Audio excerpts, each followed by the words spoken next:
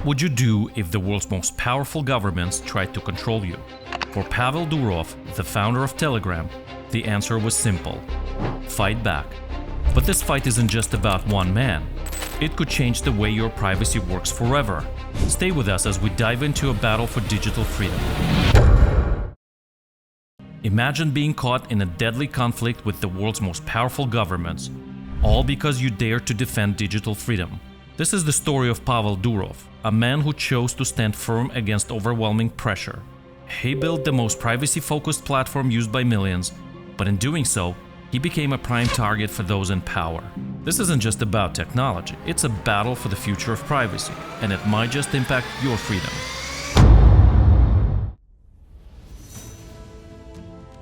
Pavel wasn't just a revolutionary, but circumstances molded him into one. Growing up in Soviet Russia, he was surrounded by intellect, with both parents deeply involved in academia. His older brother, Nikolai, was a child prodigy. At just 10 years old, he was solving cubic equations on live television and later became a world champion in programming and mathematics. But while Nikolai mastered numbers, Pavel was mastering rebellion. From the start, Pavel defied authority. In school, when he felt wrong, he hacked into the computer system and changed grades. This defiance wasn't just youthful mischief. It was a glimpse into the boldness that would later drive him to take on governments. But it wasn't until university that his vision for the future truly took shape. While studying philology at St. Petersburg State University, Pavel's passion for language of machines began to grow. By 2006, he had launched VK.com, Russia's answer to Facebook. VK's rise was meteoric, with millions flocking to the platform, captivated by its user-first experience. And unlike the competition, VK's growth was purely organic. No ads, no flashy marketing. Pavel's mantra was simple: I'd rather be free. I don't want to answer to anyone. But soon, that very freedom would come under threat. What Pavel didn't know at the time was that the true battle for freedom was just beginning. By 2007, VK had become more than just a social network. It was a digital town square. It gave users a voice, allowing dissidents and activists to organize and share ideas. That's when the Russian government took notice. One day, the FSB, Russia's security service, arrived at Pavel's door with a demand: hand over user data on protesters. Pavel refused. This defiance marked the start of an increasingly hostile relationship with the Russian authorities. One day, they stormed his house with a search warrant. Desperate to warn his brother Nikolai, Pavel realized there was no secure way to communicate. Every app at the time was under surveillance, and this terrifying realization planted the seed for what would later become Telegram. But things escalated further. In 2014, when VK became a tool for organizing protests in Ukraine, Pavel made a bold, public gesture in response to the Russian security service's demands to hand over data, posting a photo of himself giving the Russian government the middle finger. The consequences were immediate and severe.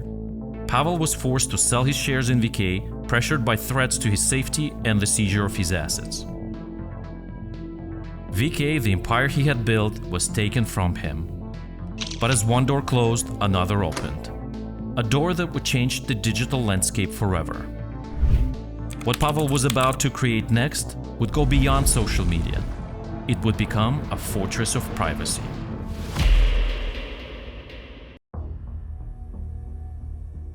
Pavel decided to leave Russia and find a better place to develop his new idea. With his departure from Russia, Pavel became a digital nomad, searching for a place where he could continue to work without interference. He tried setting up in Berlin, London, Singapore, and San Francisco, but everywhere he went, bureaucratic hurdles or government scrutiny followed. After an attack by random thugs on the streets of San Francisco after his meeting with Jack Dorsey of Twitter, and relentless attention from the FBI, it became clear that the US wasn't safe either.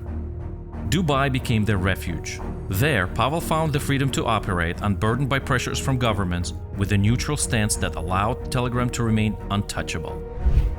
Free from geopolitical ties, Telegram was designed to be safe for users everywhere, from journalists to dissidents. The necessity for a truly private communication platform had never been clearer. Alongside his brother Nikolai, who designed Telegram's encryption algorithms, Pavel set out to build something impenetrable. Telegram wasn't just a messaging app, It was a bastion for privacy, where no government or corporation could reach your data. While many companies turned to ads for growth and profit, Pavel refused. He financed Telegram out of his own pocket for years, staying true to his commitment to privacy. Today, Telegram is sustained through non-intrusive revenue models like premium features and selective sponsored messages, ensuring that user experience and privacy remain intact. No advertiser can influence the platform. But as Telegram's influence grew, so did the enemies determined to dismantle it. Telegram quickly became a global platform, and with it came immense pressure from governments worldwide. In countries throughout the world, authorities demanded backdoor access to user data, but Pavel stood his ground. Law enforcement agencies, frustrated by Telegram's encryption, tried more aggressive tactics. They approached Pavel's engineers with bribes, offering them luxury and new identities in exchange for compromising the platform's security. Pavel, however, was ready. He had already decentralized Telegram's infrastructure, making it nearly impossible to break.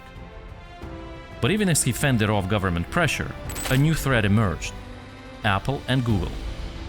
The tech giants, whose app stores Telegram relied on, began pushing Pavel to comply with their ever-evolving policies. Telegram risked being removed from their stores unless they followed guidelines that sometimes seemed politically motivated. The pressure reached a peak in 2021 after the January 6th protests in the United States.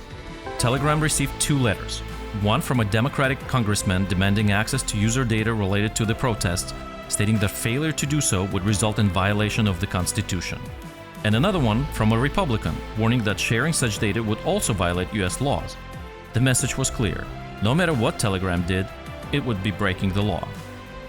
The fight was no longer just about one platform. It was about the future of privacy in an increasingly surveilled world. On a crisp morning in August 2024, the unthinkable happened. Pavel, who had carefully avoided traveling to major geopolitical powers like China, Russia, and the United States, was arrested upon landing in France. French authorities charged him with 12 criminal indictments linked to illegal activities allegedly conducted on Telegram. But the real aim wasn't just criminal justice. It was to force Pavel into handing over Telegram's encryption keys, threatening the very fabric of the platform. This wasn't just an attack on Pavel. It was a direct assault on the idea that digital privacy could exist in a world where governments demanded access to everything. Confined to France under a $5.6 million bond, Pavel's future and the future of Telegram hangs in the balance. The indictments holding Pavel responsible for all criminal activity on the platform are as absurd as arresting the CEO of a car company because criminals use their vehicles to commit crimes. As the trial approaches, one thing becomes clear: the stakes are far greater than just one man's freedom. The outcome could redefine digital privacy for billions of users worldwide. Will Pavel stand firm once again? Or will this battle mark the end of digital freedom as we know it? Telegram cooperates with law enforcement on case-by-case basis when it believes the request for data will prevent crime, and doesn't provide broad access like other platforms including Facebook, WhatsApp, YouTube, and others. In the digital age, the question of privacy versus security has never been more relevant. Pavel's refusal to open backdoors for governments raises important ethical questions. Should platforms like Telegram be held responsible for the actions of their users? Is it ever justifiable to compromise the privacy of millions in the name of preventing crime? Governments argue that access to user data can prevent heinous acts like terrorism. But at what cost? Once a platform gives in, where do the requests for information stop? The line between safeguarding public safety and violating civil liberties is razor thin. Pavel's story forces us to confront these difficult questions. In a world where governments and corporations continually encroach on our digital lives, Telegram's fight is not just Pavel's, it's a fight for all of us. If you believe in the fight for digital freedom, hit that like button and subscribe, because together, we're standing on the front lines of the future. Your support helps this channel grow and ensures you won't miss the stories that shape our world. Stay tuned for more tales about the people and companies who are changing the way we live. And don't forget to leave your thoughts in the comments below. Do you think Telegram should comply with government demands? Or is the cost of privacy too high? Until next time.